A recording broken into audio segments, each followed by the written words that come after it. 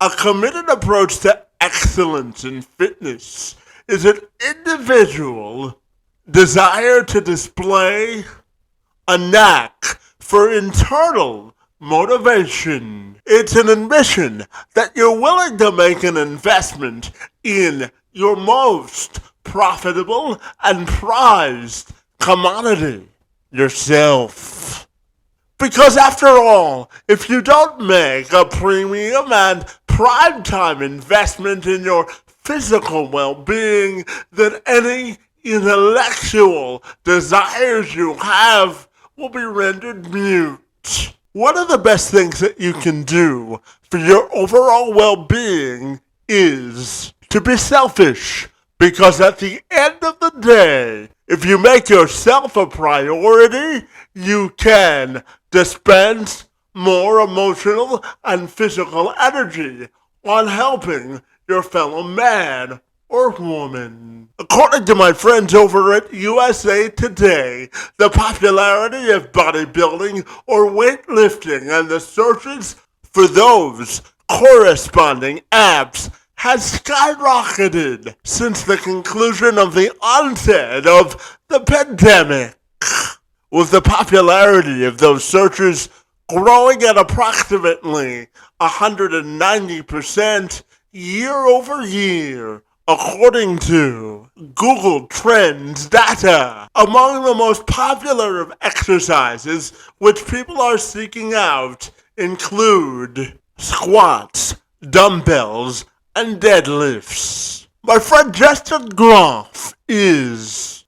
a natural bodybuilder and trained competitor with one main obsession: fitness and personal development. He's driven to help people strengthen their bodies and also their minds by giving them the mental software necessary to overcome challenges, whether they be mental or physical. And he joined me this week to tell me more.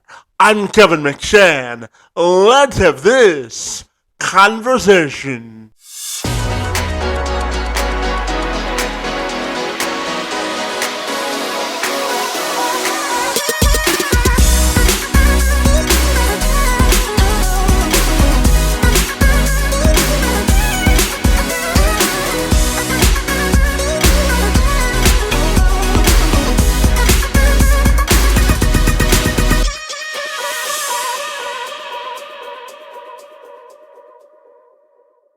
Justin, if you're ready, my friend, I'm excited to be with you this afternoon to talk all about your fitness journey and why you value fitness overall. Great to see you today, buddy, and thank you for a few minutes. You got it, man. I appreciate it. Absolutely, my friend. Now, I know that you've been in the competitive bodybuilding and fitness space since about 2005, my friend, and you really take a unique approach to valuing fitness. So I'm wondering if we can begin by you telling me your backstory, my friend, and what makes you so fabulous. Yeah, so I got started first with basically an identity issue, and I would talk about this at length on different podcasts. And so if this is a review for you and you've heard it before, I apologize in terms of your audience. But my identity issue started way back in high school, just trying to find my footing in life, trying to find what I was supposed to do, and really I had these image issues with the way that I looked, and that basically ended up making me starve myself and do lots of cardio and to get skinny. I wanted to get skinnier because I felt like I was a little bit overweight, and that led to me just getting too skinny, and I was clinically deemed anorexic. And my lowest point, I was about 136 pounds. And for reference, for your audience, I'm 5'11", so that's fairly small for a guy that's 5'11". Anyways, I ended up telling my family, look, I need help. I'm not gonna, I can see myself going down a rabbit hole here with this, and I need help. I need, intervention. And they quickly got me to a dietitian. I was able to get on a healthy eating plan. and also see my mother's personal trainer at the time. And that kind of led in my journey in terms of fitness. And then my body weight went the opposite direction. I started gaining lean mass. I started looking better in my body. I started developing more of a confidence within myself. And I found fitness as a means of placement in my life. And then, it didn't take long before people in the gym started asking me, hey, Justin, what's that exercise you're doing for? What's that target? Or, hey, can you help me with my form on this workout or this exercise? And I just really quickly identified that I love pouring into people when it came to fitness and telling people what worked for me and what doesn't work, etc. And so that pouring in aspect, I was able to find identity through that. And so I started helping people through the means of personal training. And, the personal training was running in parallel with me competitive bodybuilding. I started competitive bodybuilding at that point in time as well. And just, it all ended up leading to a business. And, today I help people through in-person training and online training, coaching for not only building a body and transforming their physique, but also transforming their internal software as well through mindset, discipline, etc. So that's in a nutshell how I got started and where I'm at today.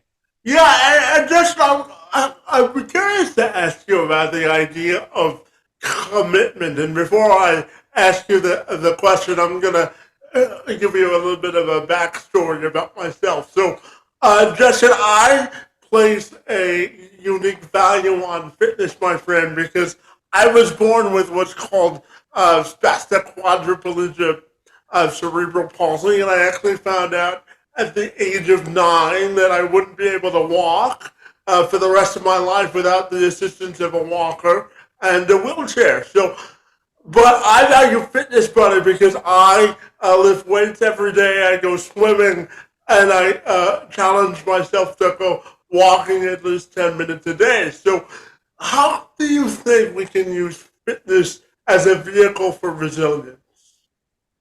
Well, I know that when you partake in any kind of resistance training program, whether it be with weights or even just adopting a style of physical fitness in terms of rock climbing, surfing, kayaking, whatever the case may be, where you're moving your body against resistance, that always is going to translate into a more stronger, formidable mindset in terms of its ability to become callous towards the things that are hard, because everything that resistance is hard.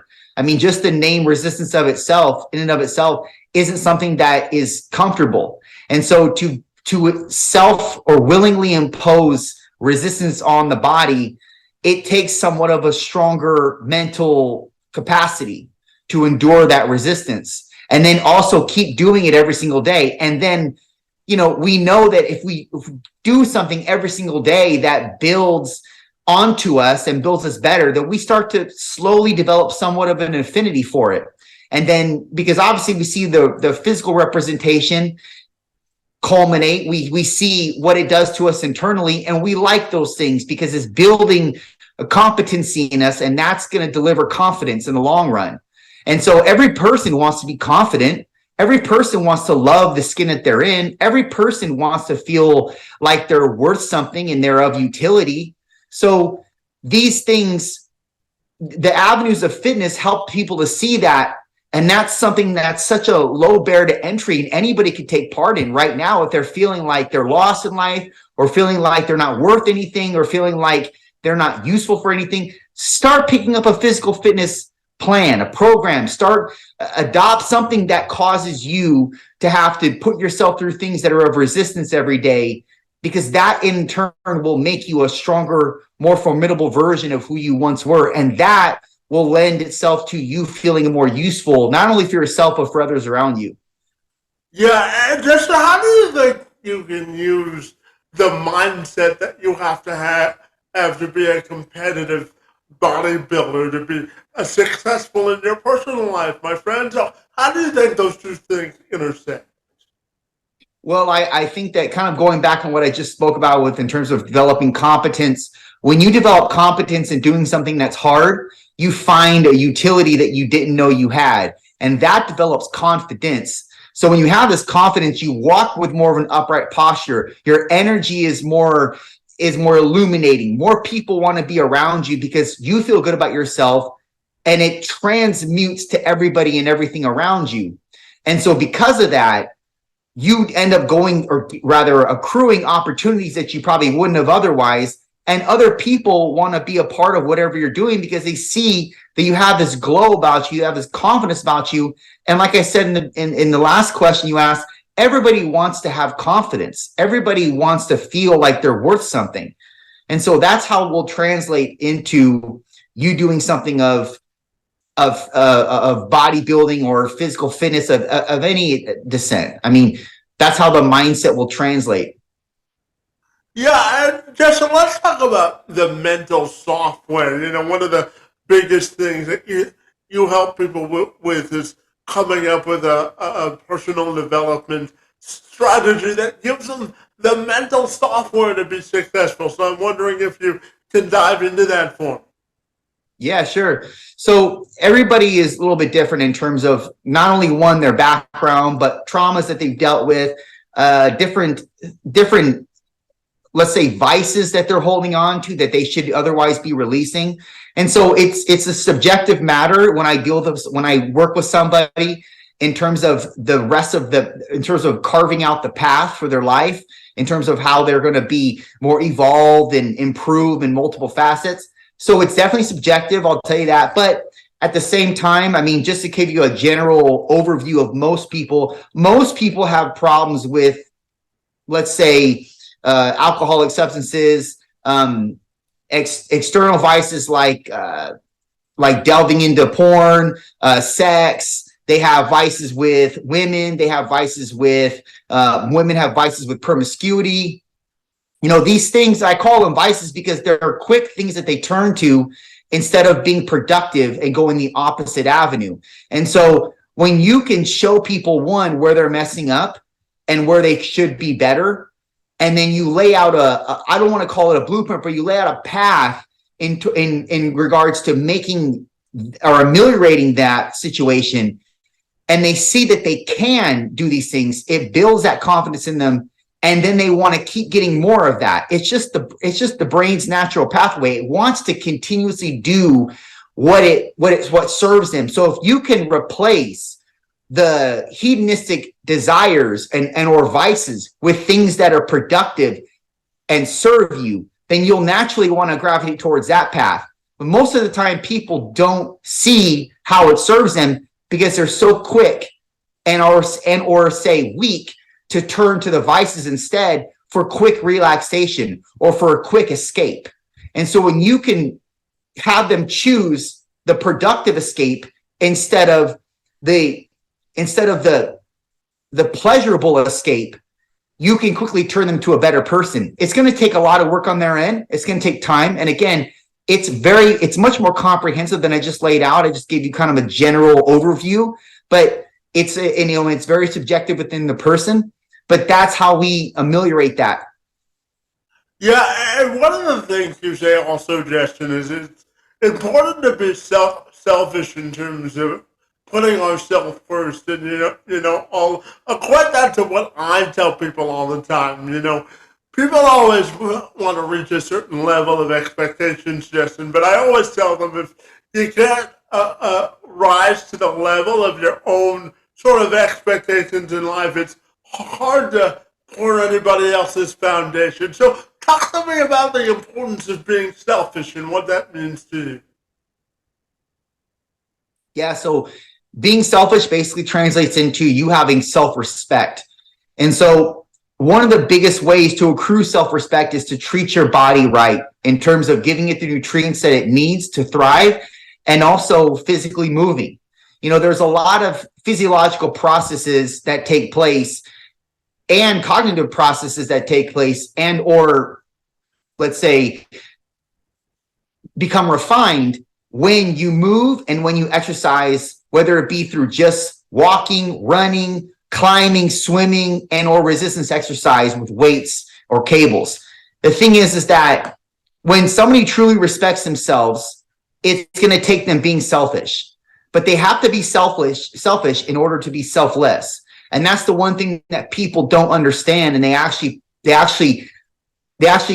twist up a little bit, and they put one before the other, and they put selfless before selfish. They always tell you to put the air over yourself first so you can help the people around you. If you can't put the air on yourself, you can help the people around you.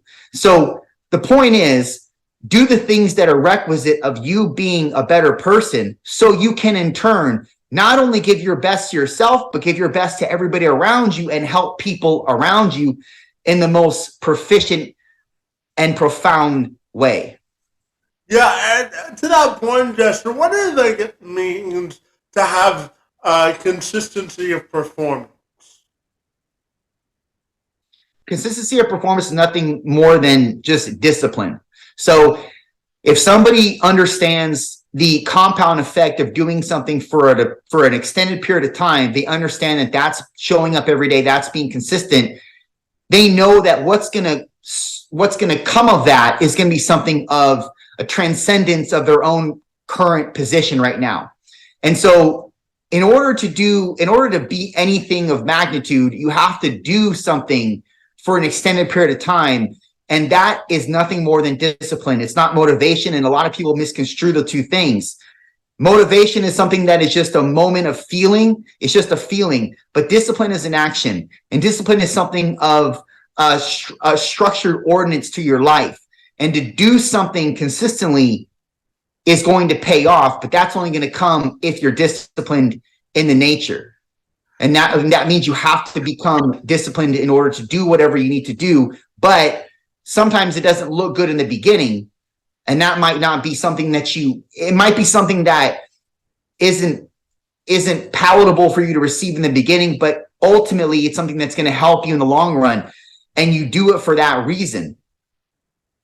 Yeah, absolutely. And Justin, I'm curious to ask you about, your definition of equitable prosperity. What do you think it's going to take from a societal perspective to give everyone an equal shot at prosperity if they want it? What's your definition of that, my friend? Well, I don't believe in equality. I believe in equity. And what that translates to is giving every individual the tools that they need to prosper. And so that's going to look different for every individual. I wouldn't say give everybody the same, because not everybody is the same. So what happens is when you give everybody the same, let's say the same size footstool to stand up on to peer over the fence, there's still going to be people that are going to come up short that won't be able to peer over the fence. The taller person standing on a footstool is going to see widely over the fence, but somebody who's maybe 3 feet tall standing on a 1 foot stool is not going to be able to see over a 6 foot fence still. So it doesn't equate to, if we're talking about that illustration, it doesn't equate to having the same equality for everybody in the world to receive. What makes more sense is handling people at the subjective level and giving them the tools that they need for them to be able to see clearly and see what they should be doing in life. And that just takes a little bit more time though. But that just means we need more coaches. We need more people that are very passionate about the person and not the masses only. Yeah, and Justin, I know that you host a podcast, and I'm going to ask you about it in just a second, but I'm also curious to get your thoughts on the importance of mentorship, because I know that mentoring people is important to you. So what sort of value or priority do you place on mentorship?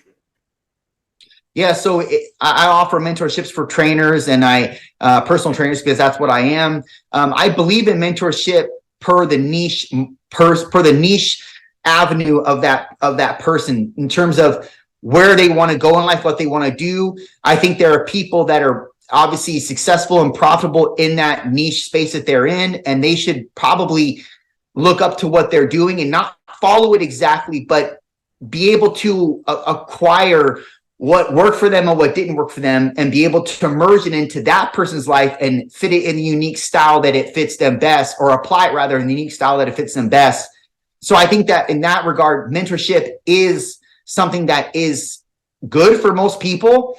and should almost be a prerequisite in some cases. But that's what I believe for mentorship. Do you need a mentor to figure things out in life? No, you don't. You could do this on your own, and you could become a mentor to somebody else. It's going to take a lot of trial and error, but sometimes that's the best thing to go through in order for you to be strong and stand with authority and conviction in your space. So mentorship is very, I would say it's very serving to the person, but it's not a necessity. But I also think that if people want to be their best, it might mean that they learn from multiple people that are in the space that they're in that are successful, and they can show them what worked and what didn't work, etc. So, I mean, I'm for both sides, but I think that mentorship just lends a more helping hand for the person that's trying to get started in that space. Absolutely. And Justin, I know that you're the host of the Straight from the Chest podcast, my friend. So tell me about the show and its mission. What is it all about, my friend? Yeah, so we have a podcast called Straight from the Chest, and that's on Spotify, Apple, SoundCloud, and it's a personal development, self-improvement podcast in short.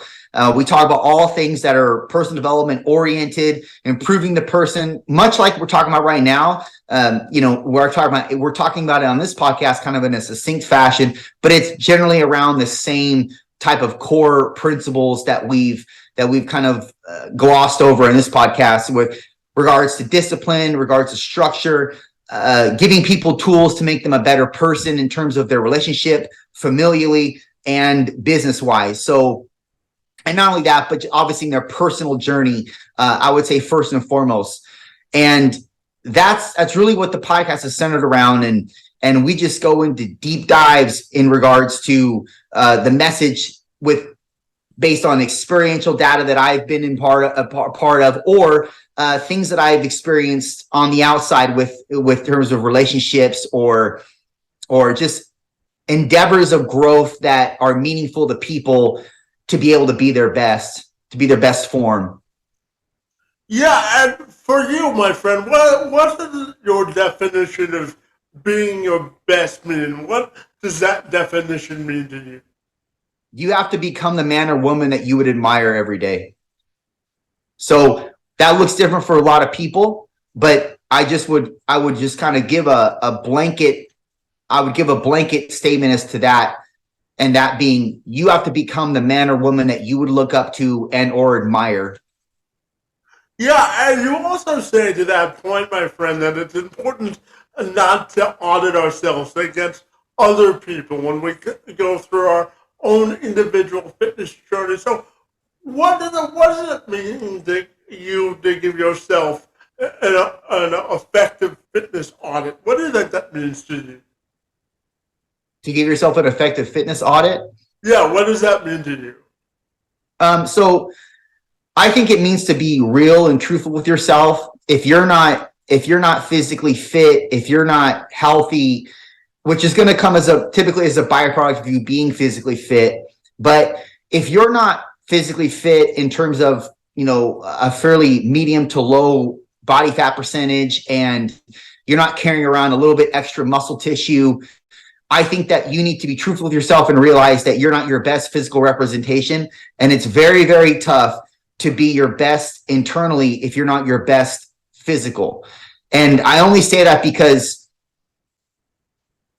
understandingly, I know personally that if I were, let's say, 50 pounds overweight, I would feel very sluggish. I'd probably be foggy headed in terms of my cognitive ability. I would be definitely less confident in my walk, in my posture, and that would affect me relationally. That would affect me societally, and that would affect my opportunities in life. And I just think that, moreover, being the physical representation, if you're not after that, fine, but you should be your best internal representation as well. And that is going to obviously, by extension, manifest on the outside as well if you take care of the internal. So if you eat right and you just maybe move regularly, like walk and stuff like that, but you eat right and you eat in a caloric maintenance or deficit, you eat whole nutritious foods, unprocessed foods, you're going to be a better internal representation, which by extension is going to lead you to having a better physical representation.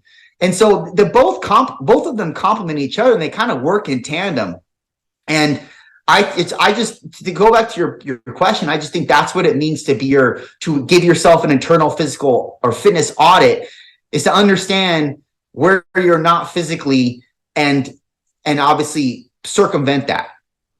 Yeah, and one of the things, buddy, doing my research on you that I respect about you, buddy, is that you talk to people with an authentic lens while also trying to motivate them to be their best. So what does it mean to lead your life with sort of an authentic view on life? And what does it mean to you to not lie to people when you work with them? Because I know it's important to you.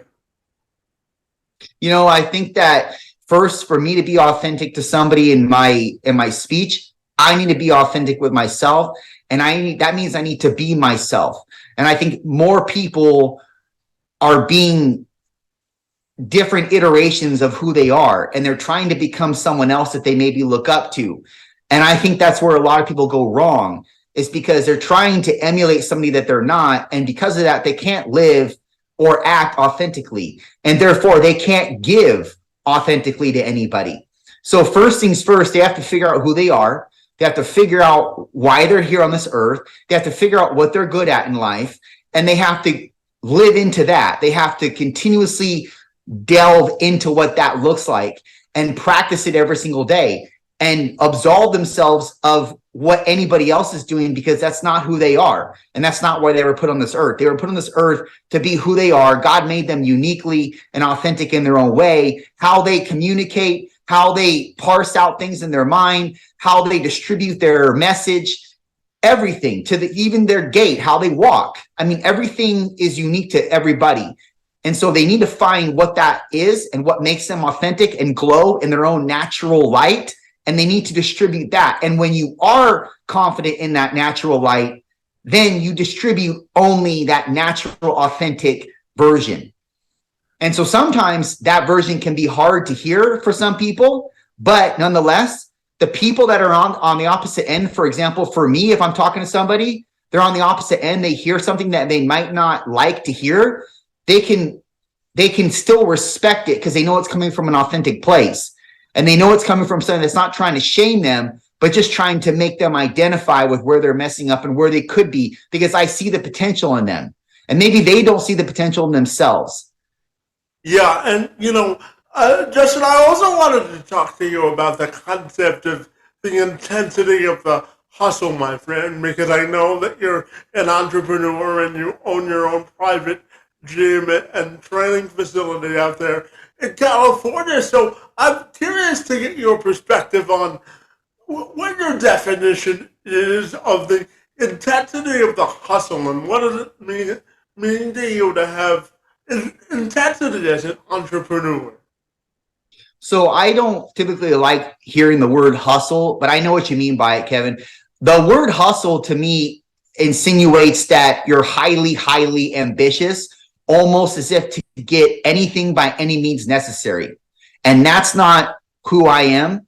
I don't try to claw and gnaw at the bit to get anything and everything I can by any means necessary. I'm not that way. So I don't like that word hustle. I do like the word discipline. And staying disciplined, in my opinion, is the altruistic way of being a hustler. Staying disciplined and staying focused and doing everything you need to do doing everything that needs to get done, that needs to get done, because it's adding to your empire. It's adding to the trajectory of the life that you want to lead. So I would say staying disciplined, staying focused is my idea of being a hustler. But those things are very paramount to you developing your best self, developing the business that you want to create, developing the personal relationship that you want to have. Yeah, and going into the industry, the gym industry specifically, my friend, I'm curious, how do you think it's evolved since we've come out of the COVID-19 pandemic? That's a good question, Kevin. So obviously a lot more personal gyms are popping up, but it seems like obviously one thing that mainly changed was that people stopped going to commercial gyms and they started making their own gym at home.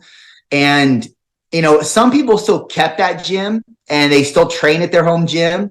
But most people are kind of starting to realize that, well, it's not so bad of an issue. It's not so much of an issue as we once thought, the COVID pandemic. And, they're now reintroducing themselves, or at least for the last better half of the year, back into the commercial gym scene. But in terms of my practice, it hasn't really affected it at all. I think that more gyms have popped up as a result of people doing the home gym and then realizing, hey, I can just easily become a personal trainer and then start my own brick and mortar and do this for a job. So it may have the pandemic may have highlighted the fact that more people could do fitness for more people in a brick and mortar space because of the pandemic making people train at home and do things from home, and maybe also jeopardizing their income to some degree. So that people had to, shuffle in terms of how they're going to make money. And that maybe, again, been the impetus behind other small personal training spots opening up, because the people at home realized, I could train at home. I could train people from my home space. Shit, I could make this into a brick and mortar, So maybe it created more of a, of an impetus for more personal training studios like myself. But, I haven't really seen too much shift in my business, however. Fair enough. And I've got a trio of questions left for you. And the first one has to do with the idea of your favorite or most memorable bodybuilding moments. Why do you love the profession so much? And what are some of your favorite moments, my friend? So I would say, being a bodybuilder, and I would clarify for your audience that I'm a natural bodybuilder, which means no steroids, drug-free. I competed in enhanced organizations, or in organizations that had people that did do steroids, but that was never my path. That was never my avenue. And I have moral beliefs surrounding that, but that's for a different topic or rather different discussion. Some of my most memorable points in bodybuilding were obviously winning competitions, but apart from that, I would say there were some memorable moments that were also attributed to being somewhat negative, but they were the accelerators behind me becoming better. And I specifically remember one time where I'd been lifting for a couple of years, doing the whole eating thing and structured meal plan and etc. And I remember after 2 years looking in the mirror, and I had my shirt off, and I thought to myself, it doesn't even look like I lift. Like, I don't even look like I lift weights. And that was a pivotal moment for me, because it was a frustrating and saddening and discouraging and cynical moment for me to go through, because I work so hard and I continuously work hard, and yet it still looks like I don't have anything to show for it. And I'm just here to tell you, your audience, everybody that's listening, you're going to do things for years on end in your life where it seems like you've been doing this for the last 20 years, and it seems like nothing is culminating from it, or nothing's happening from it. And you have a crossroads that you meet at that point. And the crossroads are keep going or go back to where you were. And I knew at that moment that looking at myself in the mirror, realizing all the work I put in, it didn't really even showcase a physical representation. I realized that even though I was so discouraged and frustrated and want to stop, there was something in me that just couldn't stop. I couldn't stop, because to stop would be to carve out a piece of who I was becoming and leave it on the table. And I wasn't okay with that. And so more people need to not be okay with that. More people need to just be okay with indulging in the seemingly frustrating and discouraging and relentless and arduous process that is creating yourself, creating a body, creating a business, whatever the creation is. You have to do that in order to be something great. Yeah, and Justin, I'm going to combine my last two questions because they're interconnected. My friend, if I told you I was going to give you $1 million to create the lasting commercial of your life, how do you think you would script the commercial, or how would you want the commercial to come across? And just finally, how do you think you would want your personal and professional legacy to be defined, my friend?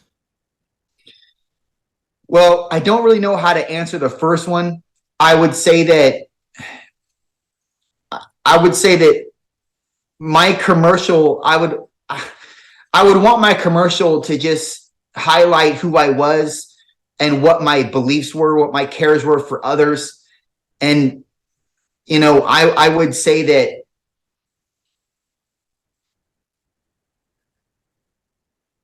I have this urgency to get out what God gave me, which is this ability to persuade people to be their best through the means of hardship. And that hardship can look like a lot of different things: physical fitness and just the ultimate importance of eating healthy and treating your body with respect and doing it in the ways that I best distribute, which may look different than a lot of people that they've seen or rather interacted with. I don't know that I have an exact answer for that question. I've never been asked that question before, and it's sort of hard to glum up the answer regarding. But the last part, I would want people to understand me for when I die, my legacy to be one of, I just gave people an authentic version of what I was, and that transmuted into what they could be. And, really just, I left them being a better person in some way, in some fashion. And that what I leave behind, not only monetarily, but what I leave behind in terms of the emotion or the feeling that people have when they hear my name, that's what means the most to me.